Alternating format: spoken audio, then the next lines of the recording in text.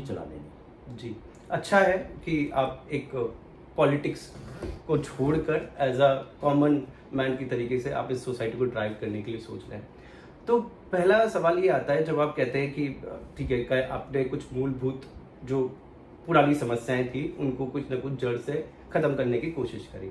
उसमें सबसे पहले बड़ा मुद्दा जो आता है जिसमें लोगों के कहीं ना कहीं डिससेटिस्फेक्शन है सिक्योरिटी को लेकर। आज भी हमने ये देखा है इस पुराने मेरे ख्याल से 1 साल में हमने 2 बार सिक्योरिटी चेंज करी है और आज भी ऐसा लगता है टावर जो गार्ड्स होते हैं वो अनट्रेंड है।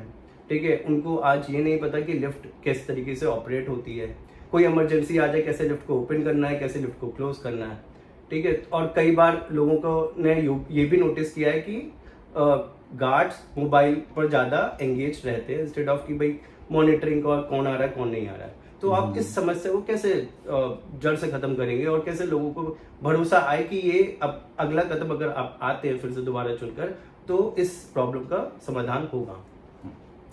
सवाल आपका वैलिड है ईशान जी, और सिक्योरिटी के लिए जो समस्याएं हैं वो हमारी नज़रों में भी हैं। हाँ, कुछ समस्याएं हैं जिनको ज़रूरत है तुरंत तरीके से फिक्स करने के लिए। पहला आपका सवाल था कि सिक्योरिटी हमने 2 बार बदली जी, तो वो बताना देना चाहता हूँ मैं आपको। इससे पहले जो सिक्योरिटी थी वो थी SIS के साथ समस्या ये थी कि वो मैन पावर पूरी नहीं कर पा रहे थे। जो हमें रिक्वायर्ड मैन पावर थी, हमारा 17+17 का एग्रीमेंट था उनसे, यानी 34 गार्ड प्लस आपका सुपरवाइज़र की ज़रूरत थी 2 शिफ्ट में। वो पूरे नहीं कर पाए थे जिसकी वजह से हमारी पोस्ट खाली रह रही थी।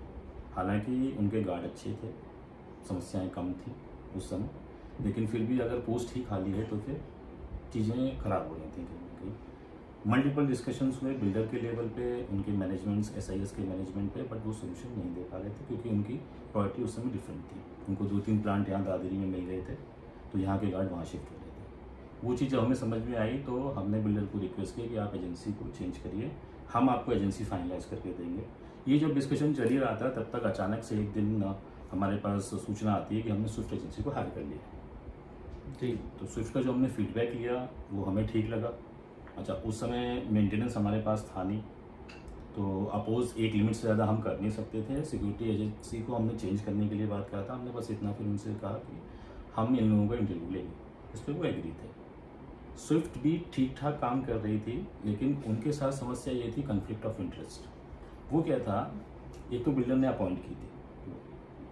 अब यहाँ पे अर्बन होम्स में और सिटी अपार्टमेंट में, लग्जूरिया में, यहाँ पे इनके सैंपल फ्लैट्स हैं। उन सैंपल फ्लैट्स पे स्विफ्ट डिप्लॉयड है। स्विफ्ट से जो हमारा एग्रीमेंट था वो 22+22 गार्ड्स का था। उसमें समस्या क्या आ रही थी कि अगर मेरे यहाँ गार्ड कम हो रहे हैं लेकिन जो 5 या 6 गार्ड डिप्लॉयड हैं नियर बाय वो कम नहीं होते हैं, तो वहाँ कन्फ्लिक्ट ऑफ इंटरेस्ट है कि मेरी सोसाइटी अगर कंप्रोमाइज़ हो रही है तो फिर कंप्रोमाइज़ वहाँ से शुरू होना चाहिए, बाद में सोसाइटी कंप्रोमाइज़ होनी चाहिए। वहाँ कन्फ्लिक्ट ऑफ इंटरेस्ट था। कई बार हमने रिक्वेस्ट करी कि इस चीज़ को आप मत करिए इस तरीके से, आप सुपरवाइजर उनका अलग रखिए, हमारा अलग रखिए, अलग अलग मैनेजमेंट रखो, अलग अलग फ्रंट ऑफिसर रखो और आप मैनेज करो। वो नहीं सेटल हुआ। वो रीज़न था, मेन रीज़न था स्विफ्ट को चेंज करने का। और उस समय चोरियों की घटना भी बहुत ज़्यादा बढ़ गई थी स्विफ्ट के रिजीम में। जो टावर से टैप चोरी होना, ये सब चोरी, ये घटनाएं बहुत बढ़ गई थी और वो उसको किसी तरीके से ना वो कंट्रोल कर पाए थे, ना उनके पास कोई प्लान था। अब आते हैं इस एजेंसी पे जो अभी करंटली डिप्लॉयड है, स्मार्ट सिक्योर। जी, स्मार्ट सिक्योर के लिए हमने फीडबैक भी लिया था। हालांकि ये टॉप 5 एजेंसीज में तो नहीं है, लेकिन हमारे पास 2 फैक्टर थे, कॉस्ट प्लस जो हम मैन पावर ढूंढ रहे थे जिस तरीके वो। तो इसके लिए जो नियर बाय सोसाइटीज़ में, ये ग्रेटर नोएडा में 2-3 जगह जहाँ हमने इनका लिस्ट देखा कि नियर बाय कौन सी है, हम अचानक से गए, हमें ठीक ठाक लगी क्योंकि हमको रुका गया, पूछा गया कहाँ जाना है, और हमने जब गलत इन्फॉर्मेशन दी तो उन्होंने रोक लिया कि आप नहीं जा सकते। तो हमें थोड़ा सा एजेंसी ठीक लगी थी, उस फीडबैक पे हमने इनको हायर कर लिया था। अब ये जो समस्याएं आ रही हैं वो भी इनकी समस्याएं ये हैं कि इनकी मैन पावर रुक नहीं पा रही है। पिछले 2 महीनों में 90 गार्ड जा चुके हैं, क्योंकि हम तो उनके अटेंडेंस भी देखते हैं।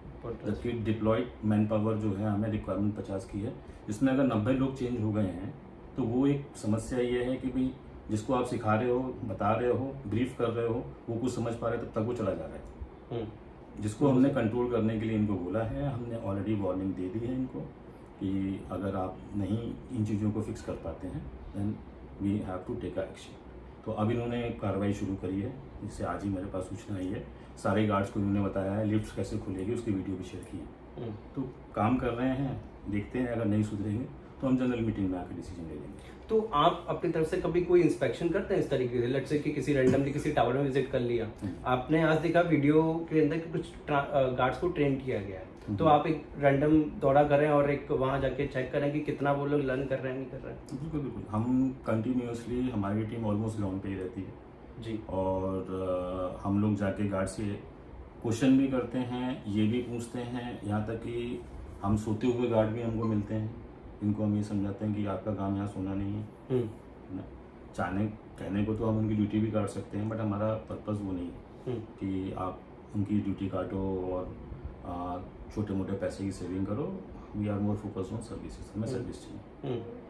हम अचानक से दौरा करके उनसे ये भी पूछते हैं कि लिफ्ट अभी बंद हो जाएगी तो आप क्या करोगे, या ये सज्जन अंदर गए आपने क्या पूछा इनसे, तो नहीं पूछा तो क्यों नहीं पूछा, और वो फीडबैक इनके सुपरवाइजर और फ्रंट ऑफिसर को जाते हैं।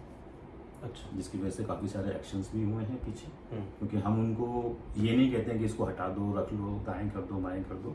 हम उनको ये बताते हैं इस गार्ड के साथ ये समस्या हमने देखी है, या तो आप इसको ग्रूम कर लो या कंट्रोल कर लो, या जो एक्शन लेना है वो आप लो, we are out of it, but समस्या है।